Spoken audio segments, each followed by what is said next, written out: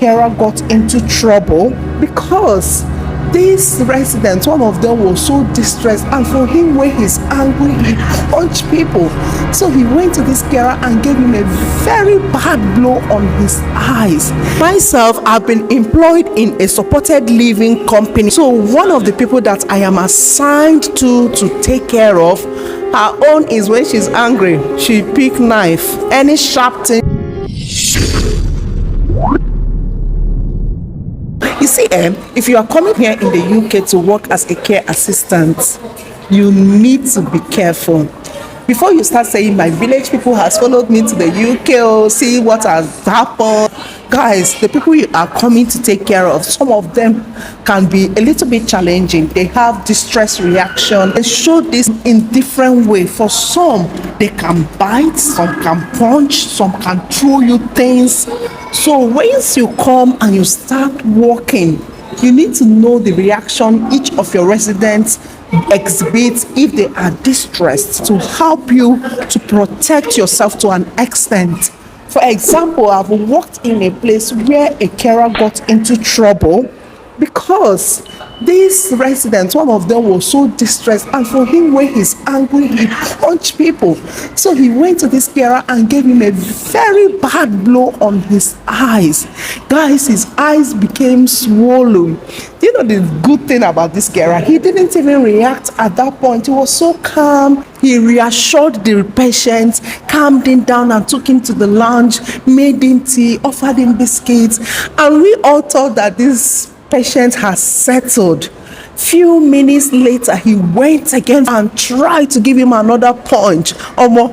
This is how this poor carer defended himself, by holding the residents. Do you know what his offense is now? At the point of trying to, block his eyes again, he held this resident so tight that he bruised his hand. You can see his finger marks on the wrist of this resident. That became a big issue. You see now, the person that did the You punching, must protect your patient at all times. but the one that did the holding was in trouble. First of all, he was escorted out of the building. That was the first thing they did to him. The second thing, he was sacked. And it didn't just end there, my guy. The next thing was the police were involved because it became a safeguarding issue. The family of the resident was involved. He was taken to the hospital. It wasn't an easy case, guys. So imagine, just put yourself in that shoe. If you were the one that came with your family, you people have come with your children, and then something similar happened, but we'll say God forbid as usual, and then you got sacked. Mind you, once you lose your job, anyone that is dependent on your visa is affected. So if you have 3 years visa as an example, and something happened along the line, you that is the visa holder loses his job. And in this situation, you can no longer work in care. What's left for you now to go back? Your wife, you say it's not your wife that did it. No, yourself, your wife, and your kids, everybody, will be sent packing. Myself, I've been employed in a supported living company where my job description was easy. It was just to supervise these people. But the issue came when I met residents that I didn't feel safe at all to take care of. Each day when I wake up to go to work, I feel like I am literally walking into danger. So one of the people that I am assigned to take care of, her own is when she's angry, she pick knife. Any sharp thing she sees, she picks it and she can use it on you. People over there were trained to restrain her, to a point that you don't cause any injury to her, all right? But for me, I didn't just feel safe with it. I've worked in supported living before, so it's not about it being my first job, okay? If it was my first job, I'd be like, okay, I'll get used to it and all that. But no, I've been in UK, I've been working in care, but this particular one didn't just go well with me. Each time I keep thinking, oh my God, I don't want to go to work. And I was still in induction. When you start working here, They do induction. Induction is just to familiarize you with the company, tell you what you expected. They give you time to get to know your residents. I was still on induction, which was meant to last for few days. Third day, I told myself, no, I can't do this. It's not just what I can handle. I called the manager and I told her, I am so sorry. I appreciate you so much for being so kind and even giving me the opportunity to work in your company. But unfortunately, I don't think I'll be able to go on. They tried to convince me, but what's the point of forcing myself and then I get into trouble that will warrant me not being able to work at all in care? Who knows, maybe by now I wouldn't have been able to get my PIN as a nurse. And when it comes to care here in the UK, safeguarding is a big thing.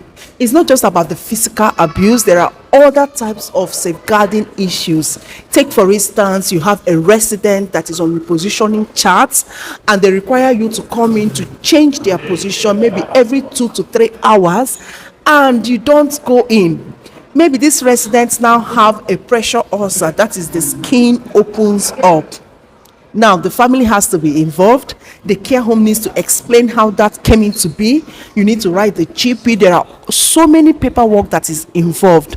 And guys, don't even let it get to that point. My dear, if you finally find yourself here, please do your job diligently. I know you might have co-workers that might not take their job seriously. Don't follow them. Document your paperwork as it is expected, and things like food and fluid intake should be taken really important, especially for those people that cannot help themselves to drink. Guys, give them fluid as is required and document it. So guys, what am I saying? Ask questions when you are given the job. I know the excitement, some of you might forget. All you want is just to put your signature and start coming over. So ask reasonable questions. If you can't, go online, read about their residents, make sure of what you are getting yourself into. Depending on what you sign, if you want to leave, some of you, if they paid for your expenses, you might need to pay them back. So read all those, consider all those factors. Once you come here, control your anger and your mouth. You see, I know it will not be 100% the solution, but it will help to a large extent. Read the care plan of your residents as much as you can to know them very well, so that one, you will protect them and also you will protect yourself. All right, there are so many issues regarding safeguarding and people getting sacked, people getting into trouble because of neglect. If you would like content like this, let me know in the comment section so that we'll start getting you people aware of what is involved in care, because I know some of you have already started getting sponsorship jobs already, and I don't want you to get these jobs and get into trouble and terminate it earlier than is required. Okay, please like this video for me. Okay, thank you for watching. See you in my next one.